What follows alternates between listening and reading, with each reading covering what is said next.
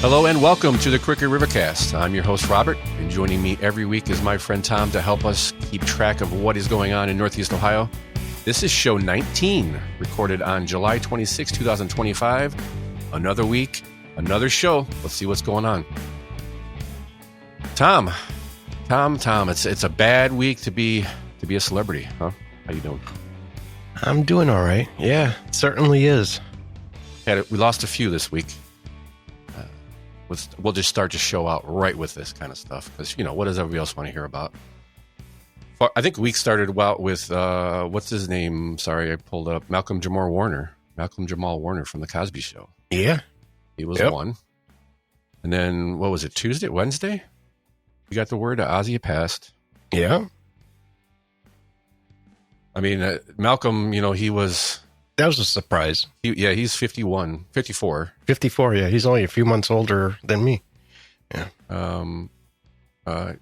Died to an accidental drowning in Costa Rica? Yep. Crazy. Swimming with his daughter. Can we make it any worse? Swimming with your daughter. Ugh. So that was a kind of a slap in, whoa, that was a blast from the past. And then Ozzy.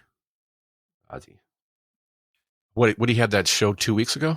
A week ago? Yeah, I think it was his last show was 2 weeks ago. What was it called? It was basically a farewell show. Back to Black or back, I forget how they call it. It was like a 6-hour tribute show.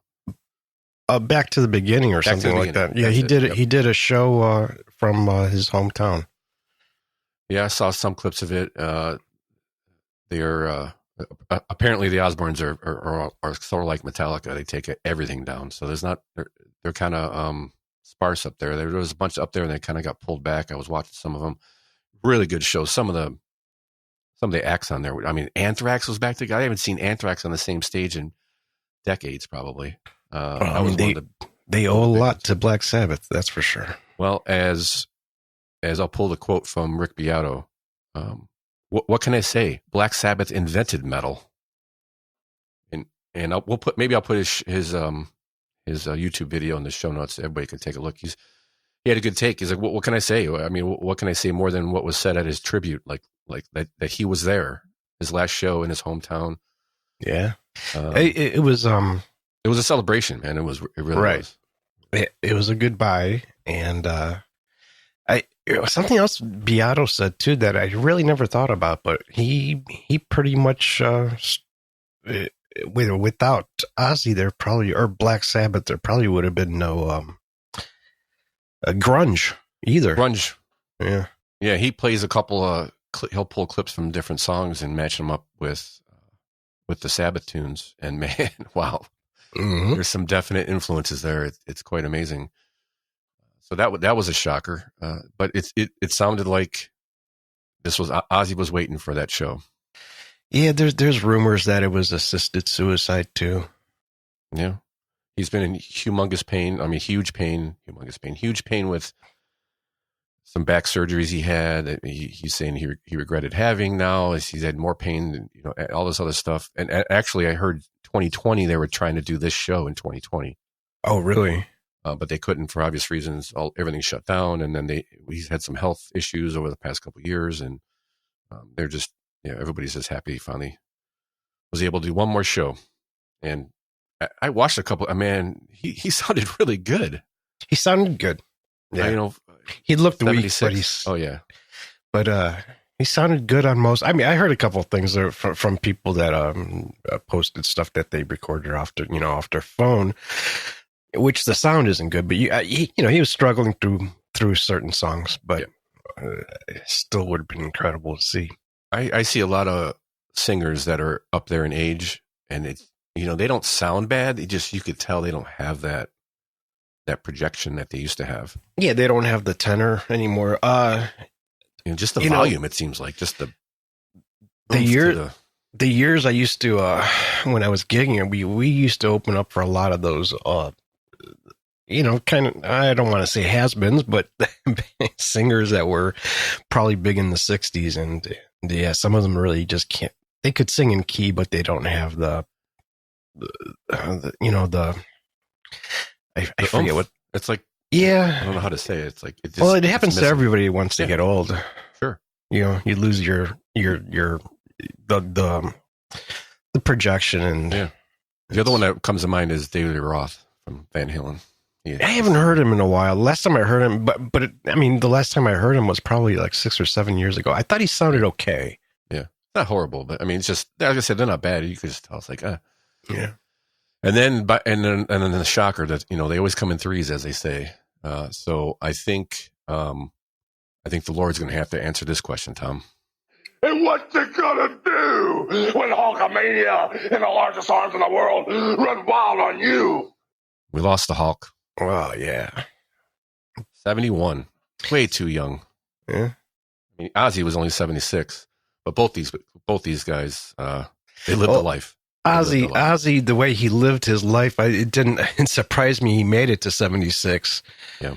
Hulk surprised me because he still looked. I know he was suffering in pain and stuff because from all the surgeries he's had, but he still looked all right. Yeah, they abused their bodies, especially in early days of the WWF. I can imagine there was quite a bit of substances going around there. There was roids and stuff, I'm sure, going on, and that shortens your life. Not to say this is that, but they abuse the crap out of their bodies. That's for sure. Talk to any of these guys afterwards and the surgeries they had, and it was scripted, and they weren't. But man, when you jump off the top ring, it hurts, man. Hell yeah! So a couple other people that died too this week. It's been weird. Time. It only happens in threes, so it can't be anybody else. No, I think there's two more, and I think they're not big names. Chuck Mangione, which was a jazz player. Okay. He died. I don't know what he died of, but he was 85. Okay, but he was a Grammy-winning trumpet player, I think. I don't know much about him, but he was big during his day, and one of the founders of Golden Earring too, which I'm sorry I forget his name right now. Okay, yeah, dead. So one more. That's going to be 6. It's been a tough week for the celebrities. Yeah, so keep your eye out if you're a celebrity. And then next, I guess first story was brought to us by President Donald Trump this week. He had what was that Truth Social post that he had? I think it originally started talking about the Commanders. Yeah, the Redskins. You mean? The Redskins. Excuse me. The Redskins. They're trying to get a new stadium, and he's talking about maybe possibly blocking the funding or something if they don't change it back or something to that effect. And then he went on and mentioned our baseball team in Cleveland, the Indians. And Guardians, Rob. The Indians. And so I don't know what else to call them, but the team formerly known as the Indians is the other one. But what was left out of the True Social post were all the other names that he had come up with. I don't know if you heard this, but here's a report from our friends at the Babylon Bee. They have a report on some of the other suggestions from the president. So apparently Trump just called out the Washington Commanders, demanding they change their name back to the Redskins. That seems fair. But did you know that Trump actually had a whole list of updated team names? We're here with the exclusive.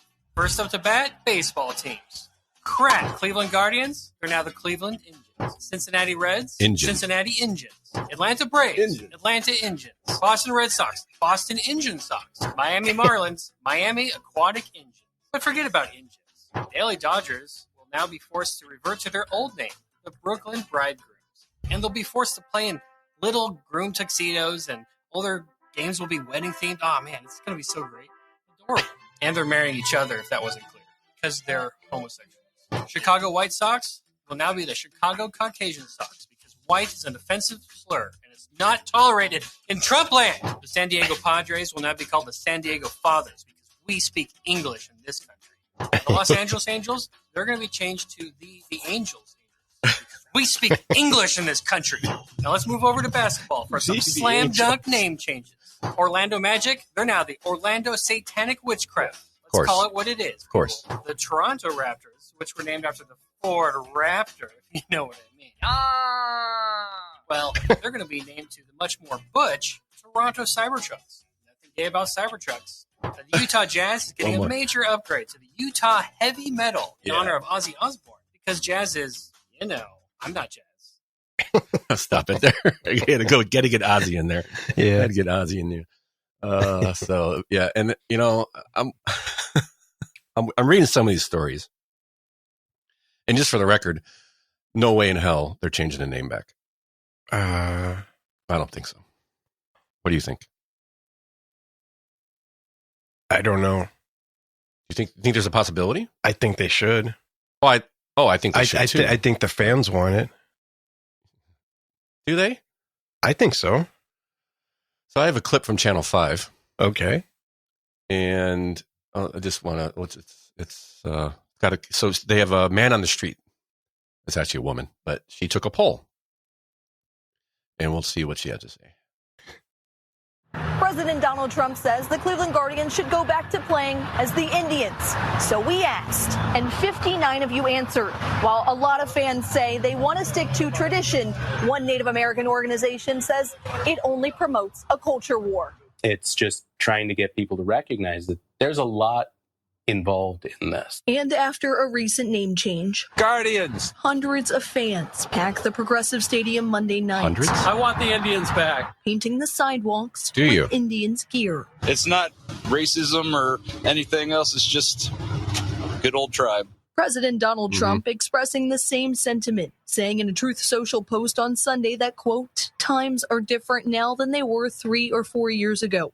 Also claiming Native Americans in massive numbers want the name reversal. Massive. For him to pretend that Native Americans this guy's are supposedly absolutely Indian, on board with this isn't slightly true. He's about as Indian as Elizabeth Warren. Is that Elizabeth Warren? Yeah, that's what it is. He's about that much Indian. I just want to point out that she's talking to all these people as they're going to a baseball game. In organization Paul Edward Montgomery Ramirez is a part of, the Committee of 500 Years fought to have Cleveland change its team name. And in 2021, after 100 years of being known as the Indians, switched to the Guardians. They caved to political pressure, I would say. Now, 4 years later, We kind of expected this was coming. and the conversation of a name change takes the spotlight once again. We wanted to hear from fans on what they prefer. It was always a woke choice, and there was no reason for this. And nobody that I ever talked to wanted it. I'd like to see it changed back, and I think Trump's onto something. Tim Swallen, along with 46 others. Clearly, India. Clearly, on your way to the game. Okay. You're so upset. Indians. So upset. All in agreement. I like Indians just because that's all I know. I have a feeling they sold more, merch as the Indians than the Guardians. Yes. Yeah. Attendance is not taking a hit. That tells me it hasn't. Nothing that I can. I mean, there's no huge drop. I mean, it's hard to tell from year to year. Yeah. Depending on what the team's doing and all this, they had a pretty good year last year. But it's not like all of a sudden people stop going. All these people are complaining about them changing the name while they're wearing Indians gear, going to a Guardians game. So I get that they say they want it to change. I stopped watching. I was a huge baseball fan. That was my sport. I refuse to go to the ballpark at this point. And that was the worst one out of all of them. I stopped basically watching all of sports, especially Cleveland sports. I do try to keep in track a little bit of just sports in general, especially college. Helps with work when you're in sales to know a little bit about it. So I try to keep it, but they were the worst. So the Browns were the first to go because, years ago I found myself in the living room screaming at the TV as my wife and children are laughing and playing in the other room. Why am I tormenting myself? It's a crappy product, and it's been a crappy product since my whole life. So I stopped really paying attention, watching all the games, still paying attention. The Cavs, well, that was Black Lives Matter all over the place. I wasn't watching any of that junk. Come on. Yeah. And then the Indians were the worst because they literally changed their name once Dolan's son took over, as far as I can see. he caved. That whole thing with Native Americans, protesting our name, it's a joke, because remember when there was like protests back in the 90s when the Indians were really hot? Yes. Mid 90s, there was protests, and I used to go up to Allegheny, New York, and there was a bar that my band used to play at, and there was I would say it was about half the clientele was Native Americans. And we get out of our van, we'd all have our tribe gear on, t-shirts and hats or whatever. And they would start busting our balls. Hey, take that jersey off, you racist, and all that. And they would be cracking up because they were just making fun of the protesters. And right. I actually talked to them on a personal level and asked them, do you really not like the name Indians? And they would just crack up. They're like, we don't care. It's awesome. They loved it. And I was down there, in 1995 and 97, when they were at their peak. They were selling out continuous sellouts for how many years?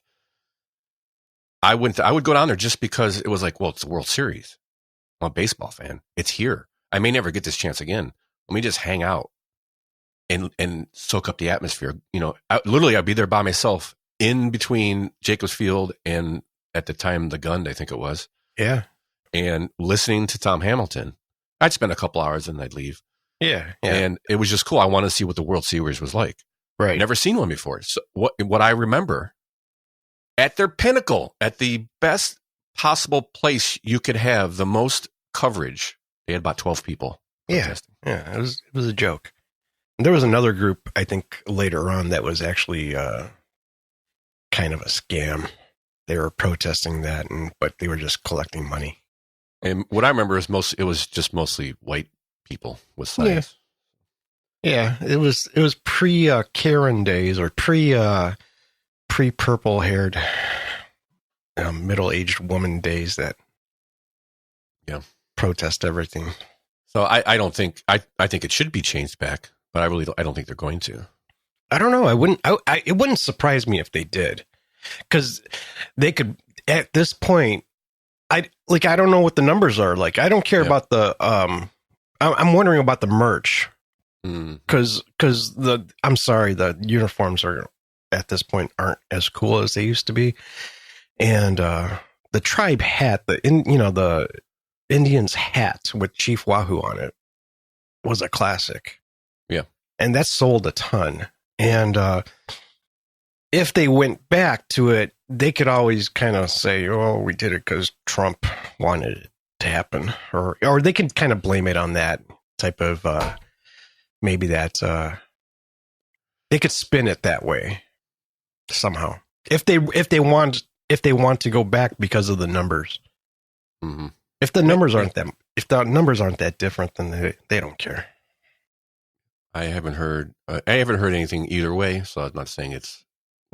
It is what it is, but I just don't see them changing back. I mean, well, that's you. You're black. You're always black-pilled. Well, in this case, yes, absolutely. I'm just kidding, no, I know, but I certainly don't think they're going to do it because President Trump said. I think maybe that might deter him even more. I don't know. But, well, hey, here's the thing: they would get a huge influx in merch sales because everybody would be buying Indian stuff again. Yeah, there would be that, and the thing is, like, kind of the presidential, considering that President Trump won the popular vote, a lot of things are changing, slowly. Kind of, because have you seen the latest? Crap, what's the girl's name? Sweeney. She did a commercial for jeans.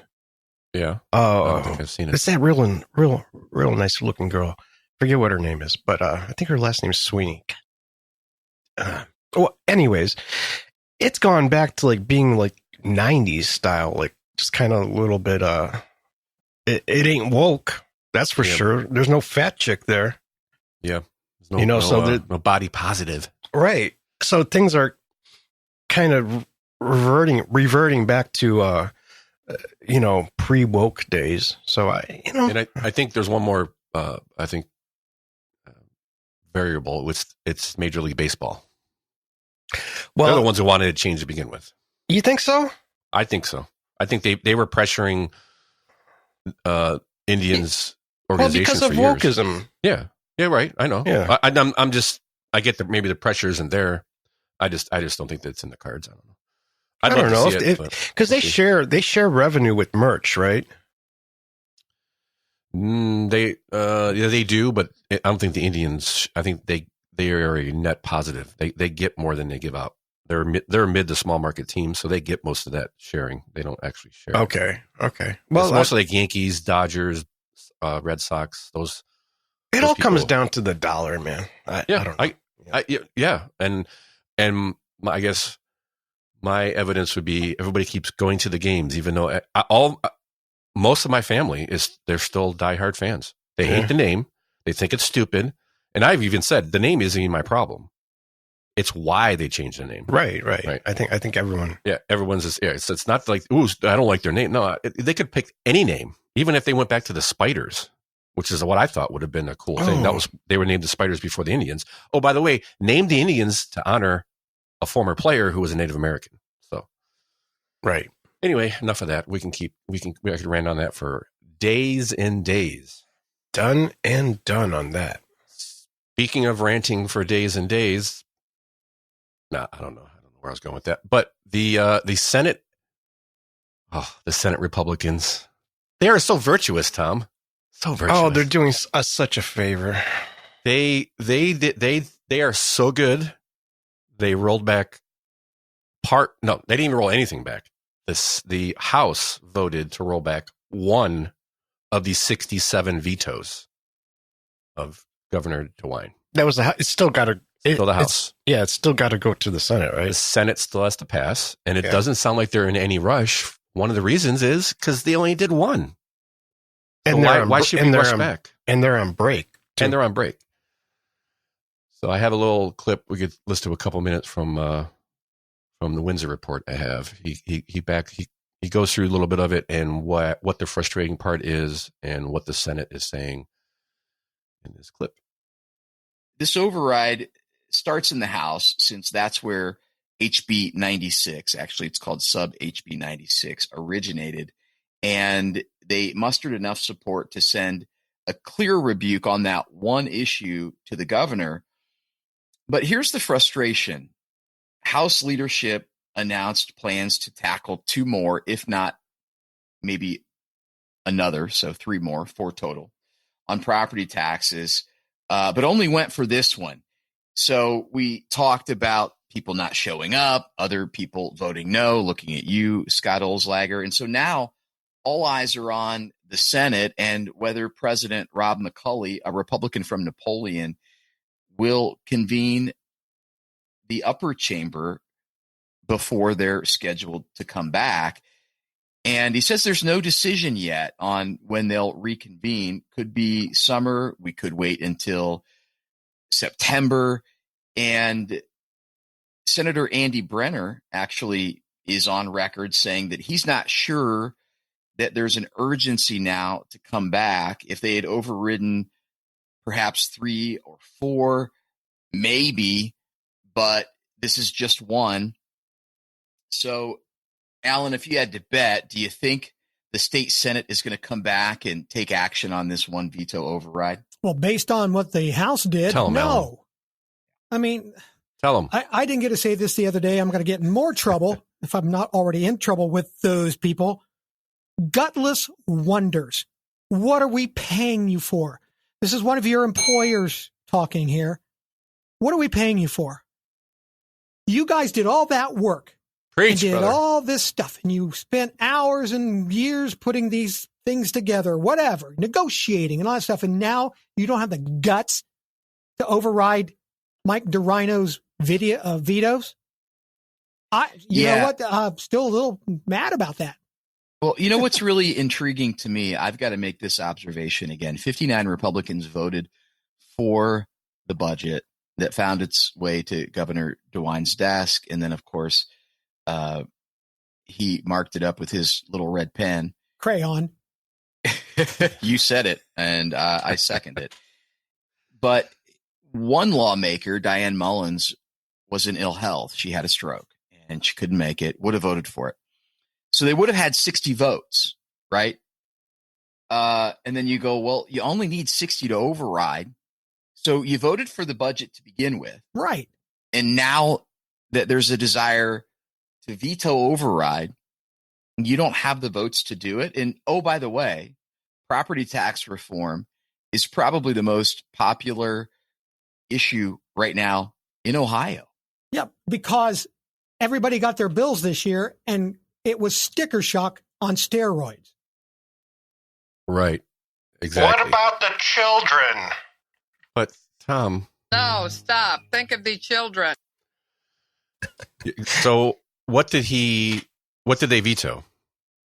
One of the 67 vetoes, which was they restricted political subdivisions or cities and counties or school districts from putting in place or putting up for vote emergency levies, replacement levies, continuation levies. That's what they yes. That's what they voted on just now, yeah. right? Yeah, concurred.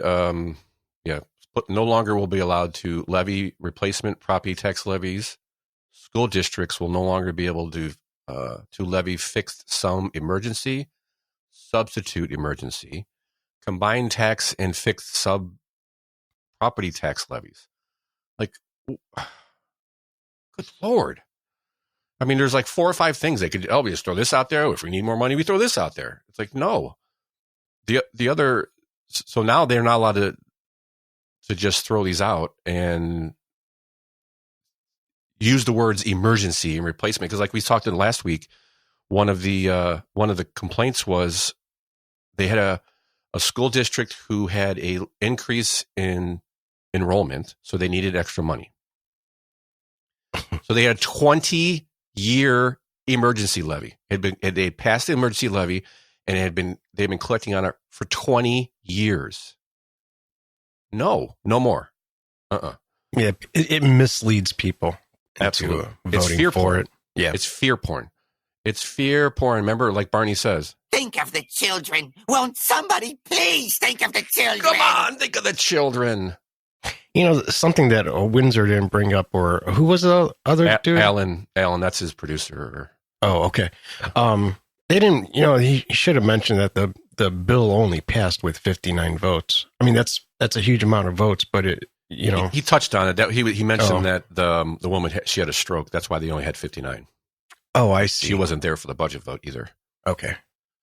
Which brings up a whole nother topic. Like, how long can you take a leave of absence as a senator or House or representative in that situation? So the other ones that they're looking at possibly coming back to veto, or they want to do 2 or 3 other ones. And the other one is they wanted to combine all the levies to. So we had talked about the bill from 1976 where they can adjust the property taxes as spikes go up in property value. They can bring that millage down, but they have a 20 mil floor. They can only go as low as 20 millage on any levy that they adjust. One of the other vetoes that they want to override is including all these. If you do an extra levy or if you do emergencies or anything else like that, they will be combined into that 20 mil floor. I'm sure I'm botching the explanation somewhat, but they don't want the 20 mil floor for the levy, and then you have all these additional levies that don't count towards that. They want that to all be as one, be counted as together, and that was the other one that he vetoed. But there's a quote from DeWine after the Senate passes veto, and DeWine said, "Twat by his own twacks." That was his quote. But he said, "Well, I made my point." Oh, that's good. Glad you veto just to make your point instead of protecting the people who pay your salary. So that still has to hit the House or the Senate, and at this point, the Senate's not coming back. It doesn't sound like. No, I don't think they come back till next month, right? Or not next month, the month after. I think the month after. I mean, they can still veto it. It seems like as long as they're still in this session. Which is quite a while. It's all through next year, I believe. Right. I think the third one they were talking about was given the ability for the county budget commission to give them the authorization to lower some of these levies as they see fit, if they see that they're not necessary or too high or this and that, they're able to lower it. Which in some of these clips that I was watching, they're literally saying one of the vetoed pieces of legislation in the budget was taking money away from schools. That was their explanation, and I think that was this property tax given a county budget commission authority to lower it. They're literally going into the school, Tom, and taking money out of the pockets of teachers. So again, that's a third of our budget, people. It is a third of our budget. The state is $30 billion a year, and $10 billion of that goes to schools. So it's a huge, huge item. I think next week we need to do an update on the petition to end property tax. Yes. Yeah, we should do an update on to see where it's at. Yes. They did touch on that in some of the Windsor while I was listening to the podcast. And, right. He brought up just wait until it gets on the ballot. Yeah. Just wait for their fear porn. Wait for it. It's going to be great, right? It's coming. Yeah. And it's going to be coming from both sides because people, the Republicans don't want this either. Oh, hell no. It's going to make them work. Yeah. That's why they're doing what they're doing now with these little, I helped you. Look what we did for you. And actually those, I think Massey and Blackmar are the two people we've been listening to on this show, at least for this property tax reform. They were there and saying, no, it's not enough anyway. This isn't enough. What's worse? A virtue signaling, purple-haired, middle-aged liberal woman, or a virtue signaling congressman? Congressman. Yeah, I think so. Politician. Right? Yeah, because they actually make can do things that are harmful, right, or not good. You know what I mean? Like we'll get into the blue hair actually in a second. So. Oh, really? Oh yeah.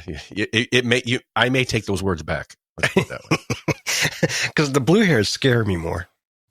Yeah, and we'll see. And then we'll see. You'll see what I'm talking about. They may be more harmful. You're right, and we'll see why in a second. So there's that. It still has to go to the Senate, and it doesn't sound like it's not moving anywhere. So keep the pressure on. Figure out. We'll put we'll put it in the show notes again. Tax reform to find out where the petition at. Get out and sign the petition, people. Yeah.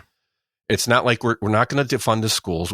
Everybody still wants to pay for the schools. We just want to make it fair. We want to spread out the pain. And we're done renting our homes from the state. Yep. Next on the list is what I forgot to put in the show notes. What? Crookedrivercast.com. Go to our website, check it out. Tells you where we're at.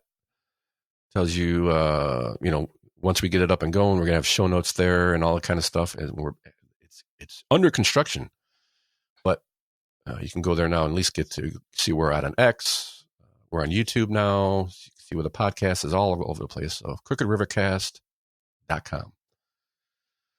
Next on the list, Ohio renters. This is tell me about this story, Tom. I'm reading it and I'm thinking there's some BS. Oh, what do you think? Because I know. Is this the story? This is your story, right? I had it last week. This is yours. I pulled it from you last week. Oh crap! No. Well, here's the thing. Here's an article telling you Ohioans need to make at least $22.51 an hour. Yes. Working a full-time job to afford a modest 2-bedroom apartment. Mm-hmm. Okay. So I guess what not upset me, but just kind of made me raise my eyebrow to it is they're twisting it. They talk out of the side of their mouth half the time here. because then they go into a household needs to make $22.51. So would a single person need a 2-bedroom apartment? No, not really. I mean, that would be nice, but probably not really. So would 2 people making $22 an hour need to, would 2 people need to make that kind of money to get an apartment? No, they would be doing pretty well. So I guess it was the way they were trying to make, I think they're trying to make a mountain out of a molehill. They're trying. It was like you see the headline, and then you go, "Really? You need to make $22.51 to get in a modest 2-bedroom apartment?" I'm like, "All right. If I was single, I wouldn't be getting a 2-bedroom apartment. If I had a kid and was trying to raise a family and needed a 2-bedroom apartment, yeah, maybe. But maybe for a little while, you'd be living in a 1-bedroom apartment until you got your crap together." And your wife can get back to work. Yeah, I saw the way they are portraying. Well, the minimum wage is only X. It's $10.75 an hour or whatever it is. $10.70 an hour means you have to work 84 hours per week. No, this is a great argument. Always, the minimum wage is not meant for somebody, for a 42-year-old, right, or 38 or 25. It's not even a 25-year-old shouldn't be working minimum wage. No, right. So they're saying, well, you can't work minimum wage and get that. Minimum wage isn't for that. It's for the teenager. Okay, here's the paragraph that really made me kind of probably annoyed. Right where I'm at too. So go ahead. Ohio's fair market rent for a 2-bedroom apartment is $11.71, meaning a household must earn $46,825, according to the report. The state's fair market rent for a 1-bedroom apartment is $937. Okay.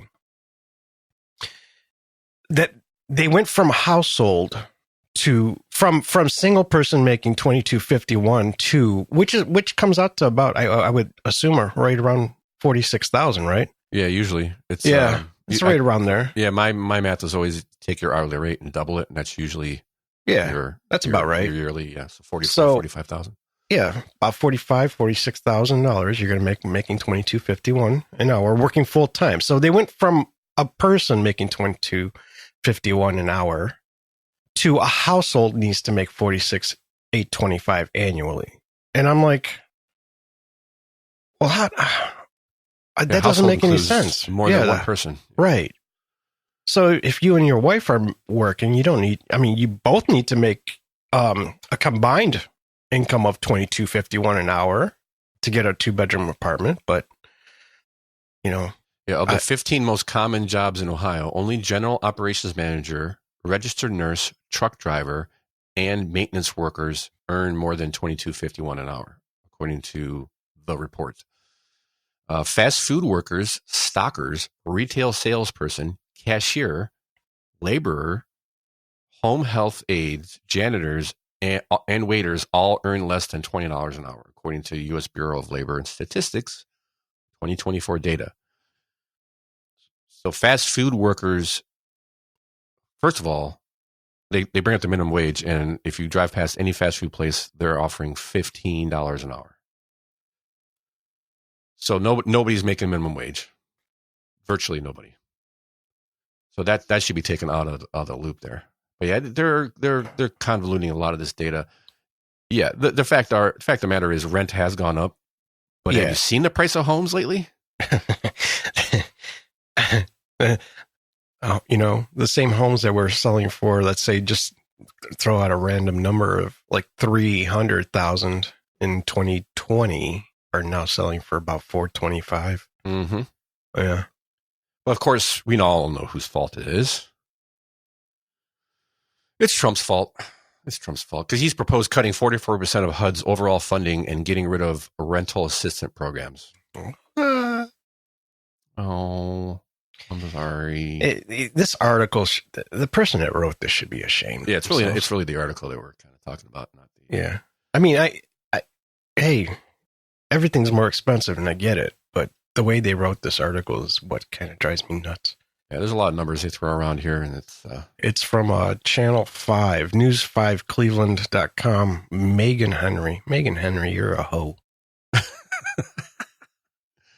I enjoy News Channel 5's website. They have one of the better websites out there. Mm-hmm. Yeah, actually, you're right. And I get a lot of clips and articles because their website set up so, I don't know. The other ones they're so ADD. I just can't. There's ads so many places, and half the time I'm clicking on something like, wait, no, this is an ad. I can barely tell it's an ad. So Fox has a terrible website. Channel 3 is horrible. Yeah. Yeah, they do have the better website, but Megan's a hoe. Yeah.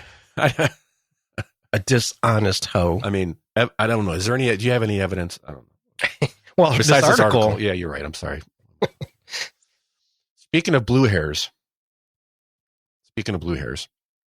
last week or a week or a half ago, we had some protests come across the news, and I brought this up for last week's show, and we kind of pushed it off. We had other things, but I had to bring it back because once I saw the clip, and once I heard the clip, I had to bring it back. So there is some protests. This is on the bridge from Cincinnati to Covington, Kentucky, on the the Roebling Bridge. Yeah, I saw. Yeah, Roebling Bridge.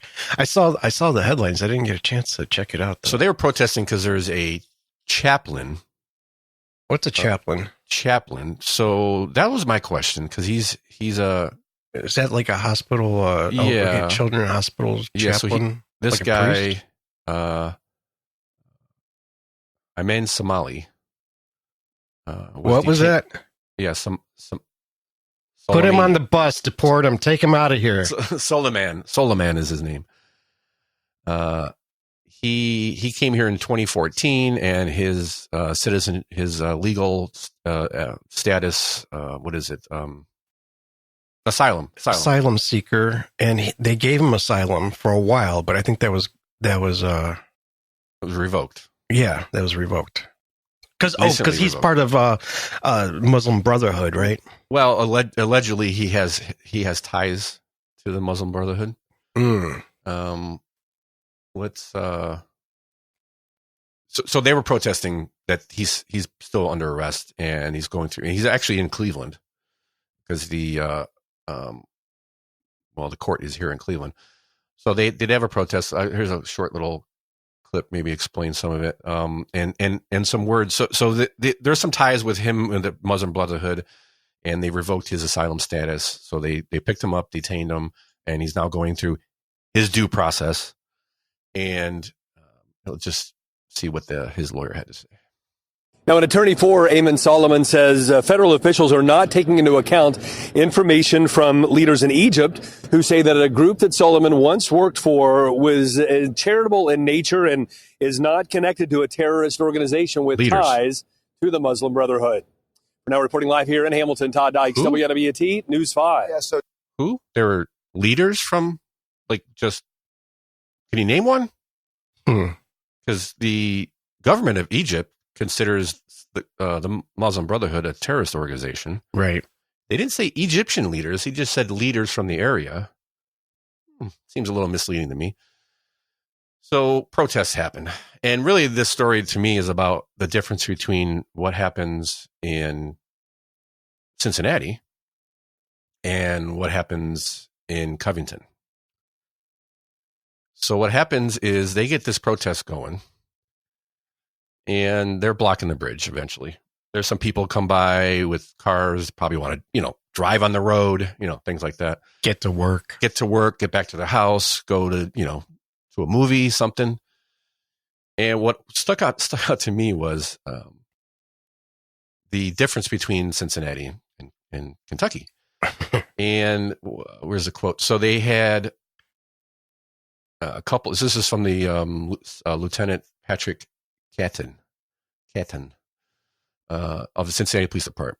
He says, we want to make sure everyone can exercise their First Amendment rights, but it has to be done in a safe and responsible manner. So we had to move them out of the street.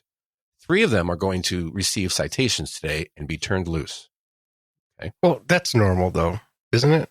I mean, it's civil disobedience. You detain them or arrest them, and later on they just sure. Depending on what happens, yes, that is kind of normal. But in comparison, according to Covington police, 13 people were arrested in an array of charges. Some of these charges include riot in the first degree, unlawful assembly, failure to disperse, obstructing a highway, obstructing emergency responders, criminal mischief, disorderly conduct, and resisting arrest.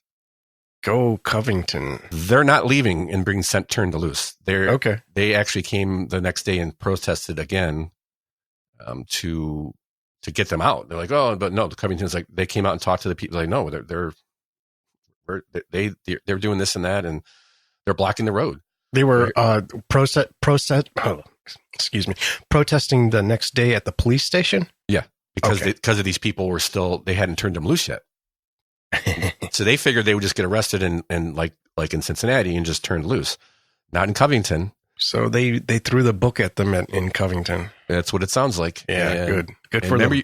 Remember you asked me that question on what's worse, a virtue signaling blue hair or a virtue signaling politician? What are you going to play here? Well, I'm warning everybody. I warned you. So this is a little shrieky, but it's worth it. So here's a little clip I pulled off of X. There was some reporter, and I believe a reporter got arrested, and I heard DeWine was getting involved with all this other stuff about a week or so ago. So here's from protest. This is our country. Why are we being beat up because we're doing a peaceful march? It was to be a symbolic walk across the bridge. She comes back. There were some passerbyers that were not happy about what was going on here and began to antagonize the crowd. The story I'm getting is they were peacefully assembling, having a protest, and then somebody came down here in a car and antagonized them. And there was a confrontation between that driver and the protesters. Then those protesters took it upon themselves to block the bridge. And I said, I'm American. And he just threw me down on the ground and he bloodied me up. And I am 70 years old. This is my country. I am American. I told him that. I said, oh, you did? I said, I don't know what you're doing. I said, you're crazy. He came over and beat this nice guy up next to me, young kid, threw him down on the ground and started punching at him and tasing him, just like he did two other people. And then he bloodied me up and threw me on the ground. So her bloodied me up. She has a spot on her wrist about the size of a quarter with a dot of blood on it. But bloodied me up. Yes. So to answer your question, I'm not sure because that was awful. That was pretty bad. I definitely a blue hair. Yeah, definitely a blue hair, but she's 70. So if she was like, I think I would hate it more if she was like in her 40s or 50s. The video of the Covington police. I'm pretty sure I read that. Yeah, the Covington had authority, a judiciary. That's their jurisdiction is the bridge. So once they got on the bridge, they became the Covington's problem. And when they were blocking, so now mind you, they're throwing people to the ground. This is not a normal bridge. This was one of those bridges that had the steel grates. Right. And the Covington police, they were out there with beanbag shotguns and tasers and just taking these people out. Nice. And you could tell who the antagonizers were. The people blocking the roads all had high-vis vests on. Yeah, I see that picture, yeah. And that is a telltale sign of agitators. They are professional protesters. Yeah, they're all wearing the same thing. They're all wearing the same thing. They are the organizers. They are the ones trying to, usually from what I've seen in these videos, the man on the street videos, is they're the ones trying to antagonize the cops. Do I see a Palestine flag? Yes. What the hell's up with that? Yes. Nothing says peace and love like a Palestinian flag. Wow. Yep. So there was that, and I don't know, this guy, he's got his due process. He's got, he's going to have to answer to whatever they're saying he was doing or involved with, and but I still think if you're in the road in this day and age, and you're trying to be a protester blocking the road, not a good idea anymore. It's not a good idea. People are done with it. Yeah, I mean, I don't know. I think if you're going to be doing that nowadays, you're going to get run over. Very good possibility. People are kind of sick and tired of. Well, people are scared too. Yeah, I'm scared of what I may do in that situation. I'm not scared about that. I know what I'm going to do. But if I feel threatened, I know what I'm going to do. That's what I mean. I mean, I know. Oh. Yeah, I don't want to do these things. Like, I don't want to run people over. Right. But yeah, they're gonna have some road rash on them, tire marks on their head. Got those KO3s, Tom. There's got extra traction on them. Next might be the story of the week for me. East Cleveland mayor. Let me get the quote here. East Cleveland mayor is demanding help from the state. He's examining the city's books and asking for millions of dollars, citing what he called fiscal collapse. Now, you may remember mayor, newly appointed mayor. Yeah, he wasn't elected, right? Yes. Mayor. We had a story about Cleveland Heights not too long ago because they had two mayors. No, not Cleveland Heights. East Cleveland. East Cleveland, not Cleveland Heights. East Cleveland. Sorry, there's a problem with Cleveland Heights mayor too, so yeah, I get confused.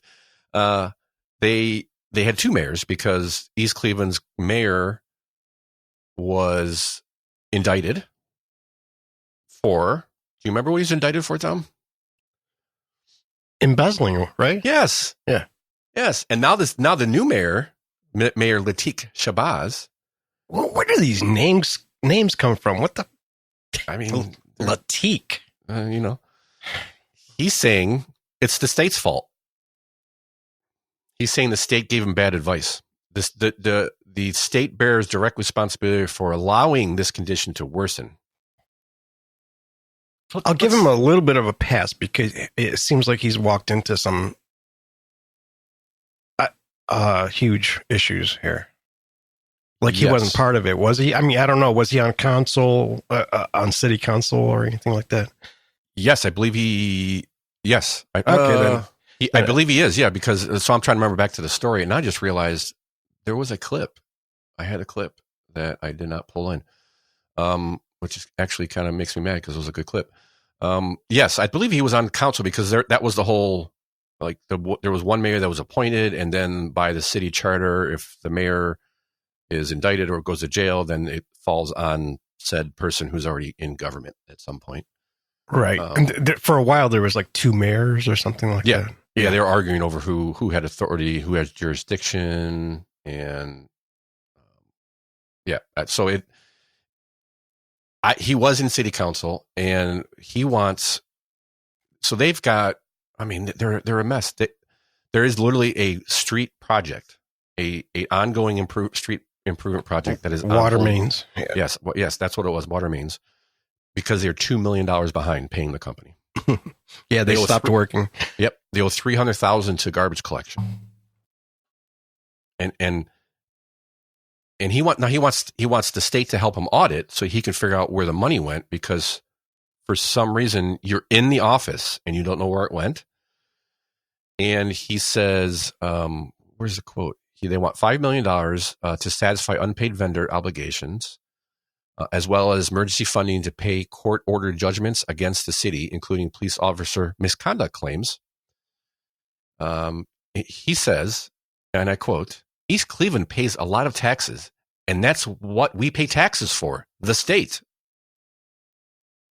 Oh, okay. No, I'm sorry. I don't think so.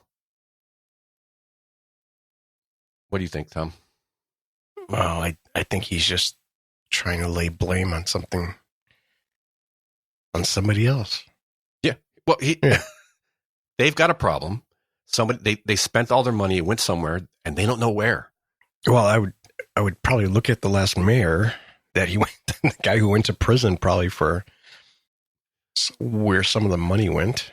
So, for example, he had all kinds of crazy stuff going on. He was, authorized a public contract and payments through the city of East Cleveland to businesses owned by King and his family members, authorizing leasing office space in a building on Euclid Avenue owned by King Management Group. The city of East Cleveland's domestic violence department. The lease was at least to the East Cleveland domestic violence department. The lease was $14,000 annually. paid in quarterly installments. Well, that was actually $14,000. That doesn't seem like that much. Come on, you can do better than that. I mean, there's a list of things. I'm on the county. This is the Office of the Prosecuting Attorney for Cuyahoga County. Okay. East Cleveland purchased $5,813 of cleaning supplies from American Merchandising Service, King Management Group Ltd. He had a whole racket going on. Oh, he had a whole racket going on. So I imagine if this is what they found, I can only imagine what he actually, what they were actually doing that they don't know about. So yeah, the thing is, I think this whole city council and the whole whoever's in charge in East Cleveland, I think you just got a lot of people that don't know what they're doing, and crooks. Good. Yes. The Shabazz guy. I mean, you can't appoint a guy named Shabazz and expect not tomfoolery to happen. Yeah. Latik Shabazz. Yeah. I first of all, no to your $5 million. Figure it out yourself. So basically, the state put the city on some kind of emergency financial help. Fiscal emergency. So he's blaming the city or the state for not helping them. And he said their advice was bad. Like, did he take the advice or did he just steal all the money? And how much of it did you get? Those are some of the questions we'd like to answer. Yeah. Okay. Well, sounds to it's me East like Cleveland. Yeah, what do you expect? Sounds to me we could have done this while we were. Kind of. Have you ever driven through East Cleveland? But speaking of a circus, speaking of Cleveland and a circus, how bad was the city of Cleveland cyber hack? Remember the cyber? It was one of our first recordings. Yeah, that's one of our first shows. I don't even know if it was one that we released. Maybe not. Yeah, because we did a couple of tests. Yeah, tests. Yeah. I when I saw you pulled this up, I was like, oh, I need to know because we couldn't figure it out. Yeah, and all of a sudden everything went quiet. Yeah. I remember Channel 5 was knocking on doors at the city hall and they were sending her everywhere. They sent her to like 3 or 4 different offices and they literally filmed her going, hello? Anybody here? So what happened with last year, I think it was, they have a date in here. They got hit with 2 cyber attacks within a year. Right.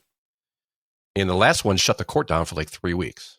Shut it down for 3 weeks and then the story went silent. I mean, like just nothing. Yeah. And there was a little bit that they had touched on a month or so after it, and where they pointed out that it's been 6 weeks or something like that, and they still don't have full access to all their computers. They still don't? This was a couple months after the hack. They were still rebuilding it. I think we did a show and we said they didn't have access to all their information. Yeah, they still didn't. They're still doing stuff on paper. That's hilarious. So then we had a story about the hackers who reached out to Channel 5, I believe it was, and told them, that's right. We did it. We're demanding $4 million. And from what I can see is I don't think they paid it. That's good though. Yeah, at least that's good. But probably because they don't have it. The only way they got back anything, got going again as fast as they did was because they asked the state, DeWine sent in some cybersecurity experts from the state to help them get back on their feet. So when that happened, they decided to do an audit. So Ohio auditor issued a scathing assessment of Cleveland cyber practices. I'm guessing most of their passwords were password. So let's see. A letter stated the city had failed to implement basic security controls to prevent cyber attacks. A cyber attack shut down Cleveland Municipal Court and the Cleveland Housing Court earlier this year. Shut down City Hall last year. There's another one, and they shut. I guess the second time they shut it down, because it says here another cyber attack shut down City Hall last year. The city had a formal cybersecurity policy. However, the enforcement of the policy was not consistent across city departments. They weren't using any of the normal practices. To reduce risk of further cyber attacks, the auditor wrote, the city should establish a cybersecurity awareness training program for all network users. So you're saying they don't already have one? The letter also said that the city was not reviewing security reports on a regular basis. So if they were doing any reports, nobody was looking at them. The Cleveland Municipal Court and Department of Public Utilities did not have any multi-factor authentication policies in place. It was a quote here. It really looks like some very basic foundational things that are not in place. Alex Hammerstone, Advisory Solutions Director of Trusted Sec. I guess that's the audit. People did the audit. So it's as bad as we thought it was. They said you would never think to not have multi-factor authentication in place, says Hammerstone. It's basic security control. Basically called them dumb. Duh. Yeah. Hello. That was quite not surprising at all. It's Cleveland. And they also declined requests for on-camera interviews, City of Cleveland. So, according to the article. Here's their statement. The Cleveland Municipal Court acknowledges the recent state auditor's report. We've significantly boosted our security, including full multi-factor authentication implementation for all court employees. The court is committed to continuously improving its technology and ensuring secure operations for our community. Okay. After 3 hacks, yay for you. You're doing such a good job. Yeah, right. Wait till they start adding like a hacker tax somewhere. So yeah, like I said, it was as bad as we thought.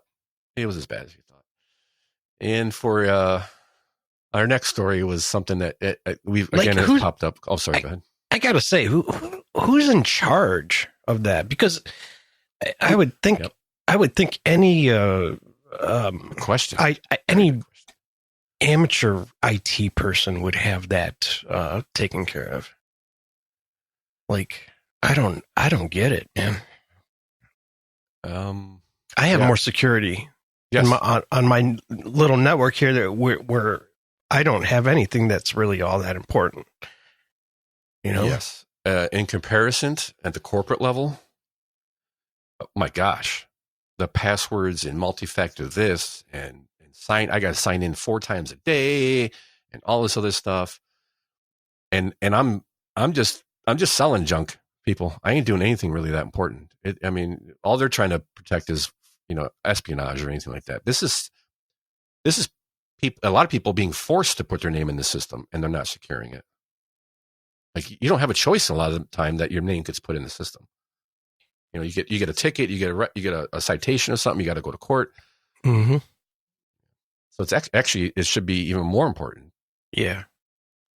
It's crazy. So like we said, we thought it would be bad, and it's about as bad as we thought. It's probably worse than we thought.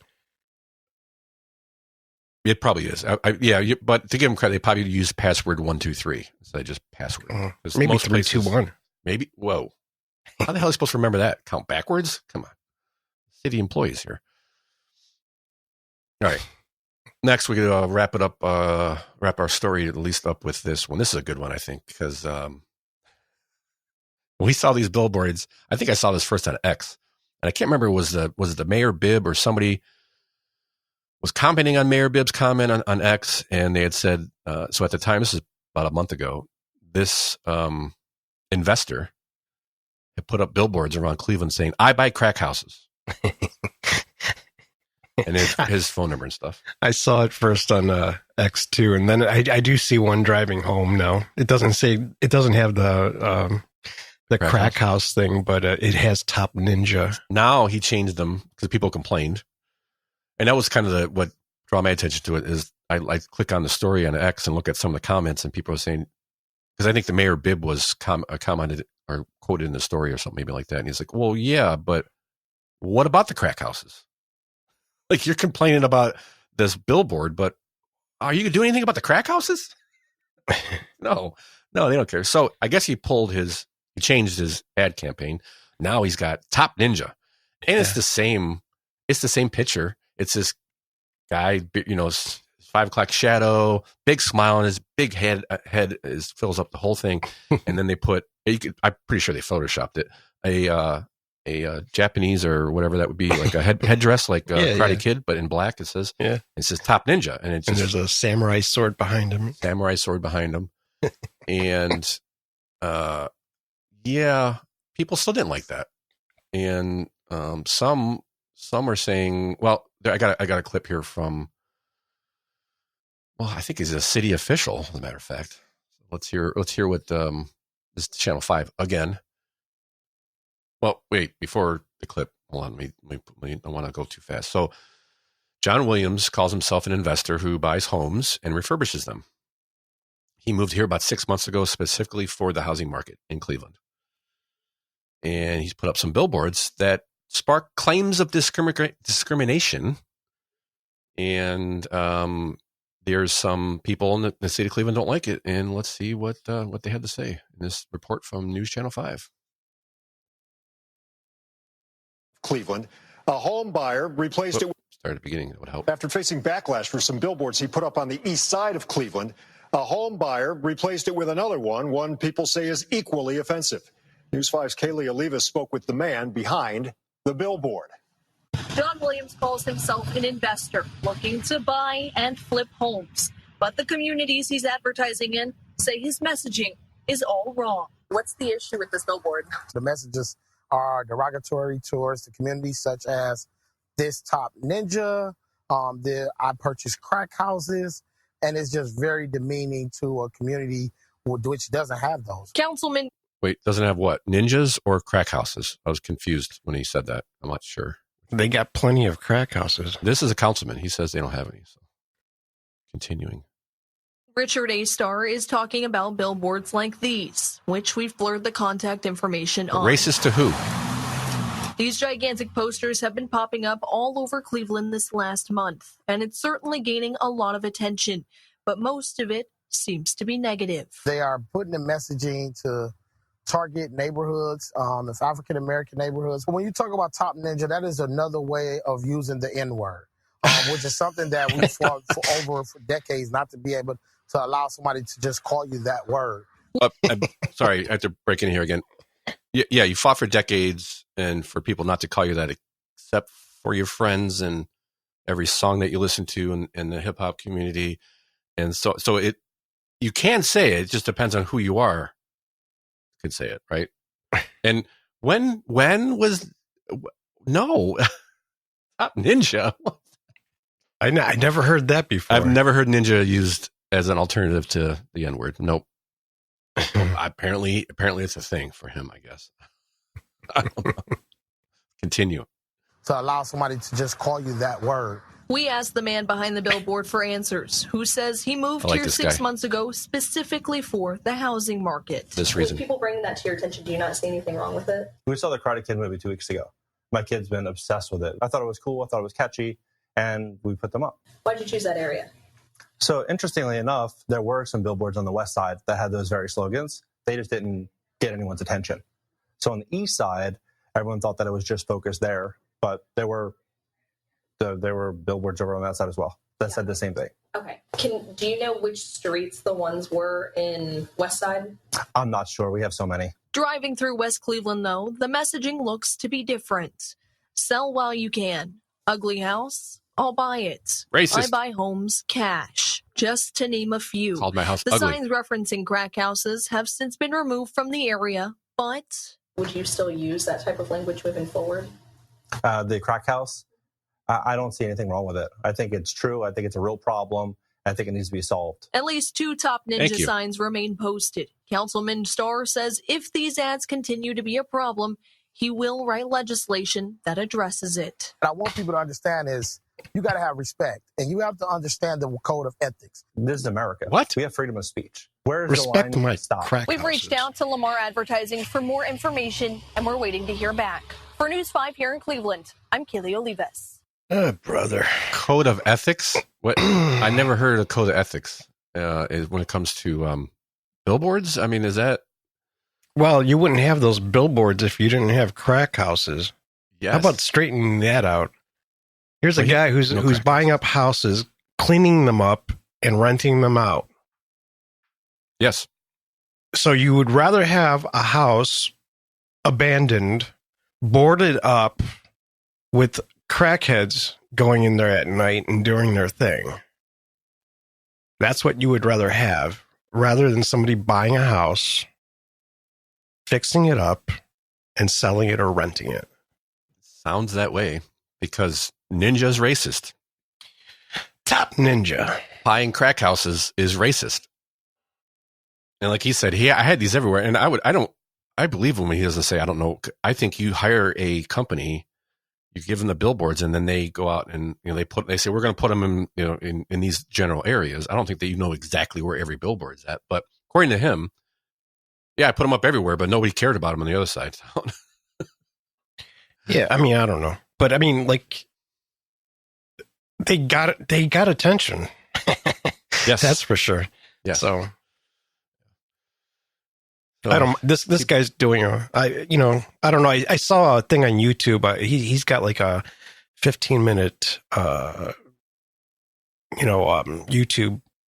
I don't know what you would call it, but just a 15-minute info thing. It's not an ad. It's he's being interviewed, but I think it's on his channel. I didn't see it like a news channel or anything like that. It just randomly popped up on my YouTube channel. But on YouTube, I mean, and I watched it, and he seems he's pretty smart. He knows what he's doing. Maybe it's a little silly, but yeah, he knows what he's doing. Speaking of YouTube, we're on YouTube, Crookedrivercast.com. He basically said there's like 9,000 houses in Cleveland, and there's like 2,500 houses that are abandoned. Wow, there's that many? Yeah, it's crazy. Nothing to see here. No, nothing to see here. Just racism. Just racism. All right, so that should be fun. I hope to see more. I'm sure he'll get more creative because it seems to be working because he's getting attention. Now, they did blur out his phone number. Channel 5 did, which was awfully naughty of them. But on to the next one. We haven't gone into the critter corner in a while. But today we've got a little story you brought up on pesticides. This yeah, actually a listener sent me some info on this and said maybe we should bring this up. Yes, this is So I got an email. I didn't go through the whole article, but I just wanted to let people know maybe they can contact their state senator Marino and Houston. But in the House Appropriation Bill, which just passed. This is national. This is Washington. Yeah, this is federal. Yeah, this is national. In the House Appropriations Bill, which just passed the House, it's going to go in. It's in committee in the Senate, so now's the time to contact your senator. Yes, but it's section 453 in the House Appropriations Bill, and what it does is it shields pesticide companies from liability, so they can't get sued if people get sick from their stuff. And the other thing is it removes warning label requirements from dangerous products, and it blocks restrictions on PFAS, a class of toxic forever chemicals known to cause cancer, birth defects, immune system damage, and more. It's section 453. It's basically a pass for all the for the chemical companies to. I'm not sure what your problem with this is, because we did this with pharmaceutical companies and vaccines, and I mean, what could go wrong? Yeah. This dates back to like 2010, actually, when they were able. You know what it is. It's basically there's too much money coming from pharmaceutical and chemical companies that are lobbying Congress. Yes. And the slimy part of this was, I think the slimy part of this was the House voted on this with a voice vote. Vote. So there's no record. there's no record of who voted yes. They probably all voted yes. Definitely anybody who gets a check from Big Chemical, I guess you can call them. Yeah. That's all this is. What else could this be? There's nothing good that could come. I mean, there's nothing good in this. I did try looking up to see what was good. The only good thing I saw was that it would basically remove that sticker that you see on basically every product you buy that says this product can cause cancer. Yeah. And it's because of California, you get that. Yeah. So, which I think is ridiculous too, because it's on. I bought a guitar stand, and there was a sticker on it that says this product can cause cancer, and I was just like, "What? What's going to Prop 25 or something?" You see that? Yeah, because if they sell into California, it has to be on the box somewhere. It's just ridiculous. But this is basically you'll never be able to sue a company if it gets you sick from one of their chemicals. Oh, and the other thing is it's for farmers and stuff too, that farmers wouldn't be able to go after a chemical company if it caused any problems with their crops also. Oh, okay. So that's probably even a bigger worry to me then, because that could put a farmer out of business, really, if you think about it. If you have the government backing the large corporations that prevent you from suing them, what recourse do you have? Yeah.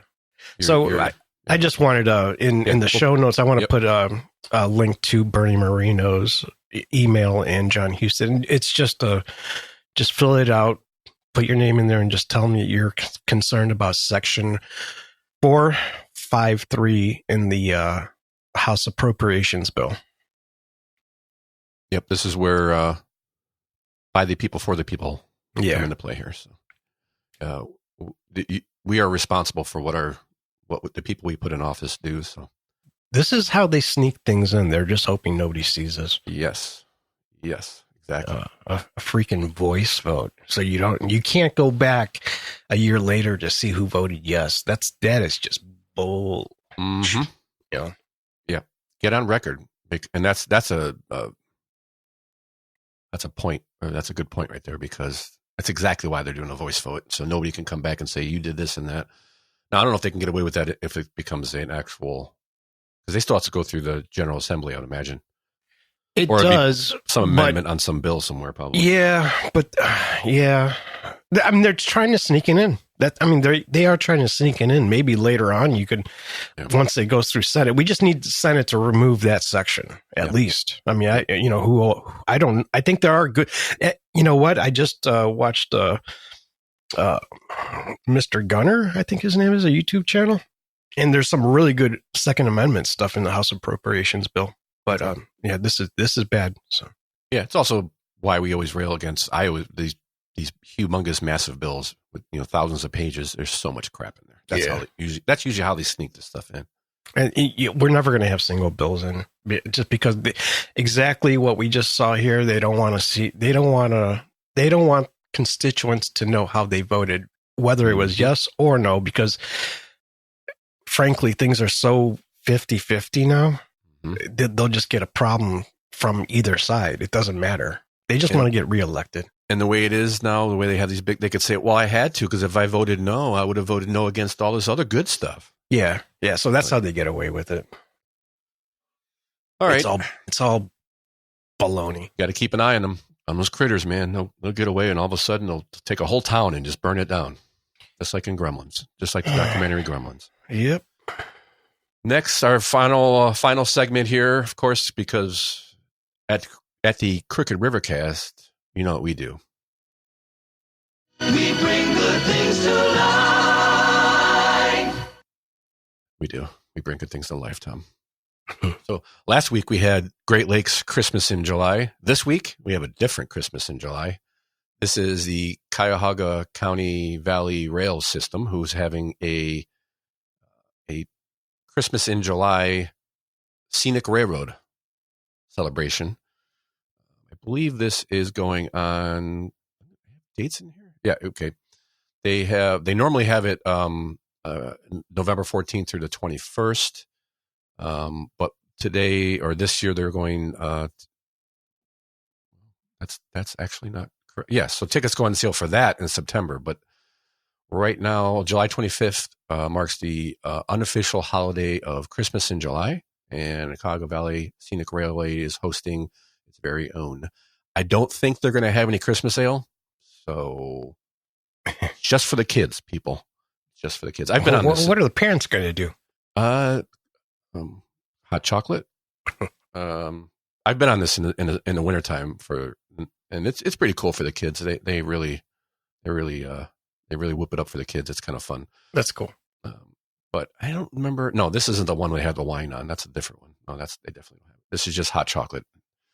But a different kind of Christmas in July. One for the kids, as they say. One for the kids. And lastly, but definitely not least, is on the July 22nd was Cleveland's birthday. They were founded. Cleveland was founded in 1796, I believe. Yeah. And I pulled my stories up, and they're not. There it is. For some reason, they're not staying. There it is. Okay. Cleveland was founded in 1796, the result of a Connecticut Land Company survey of 3.3 million acres on the shores of Lake Erie that was originally called the Western Reserve. We do see that a lot around here. I never knew where that came from. That's cool. Yeah. Named after General Moses Cleveland, the city of Cleveland was incorporated in 1863. 1836. My dyslexia came back. And aided by, says here, proximity to rail and water routes and natural resources like iron and oil, the city of Cleveland served as a central hub for industrial growth, commerce, and trade through the 19th and 20th century. Yeah, it had a big deal to do with that whole industrial age. Very much the Rust Belt, as they called it. Mm-hmm. So the city is, 230 some years old, whatever that math comes out to be. Cool.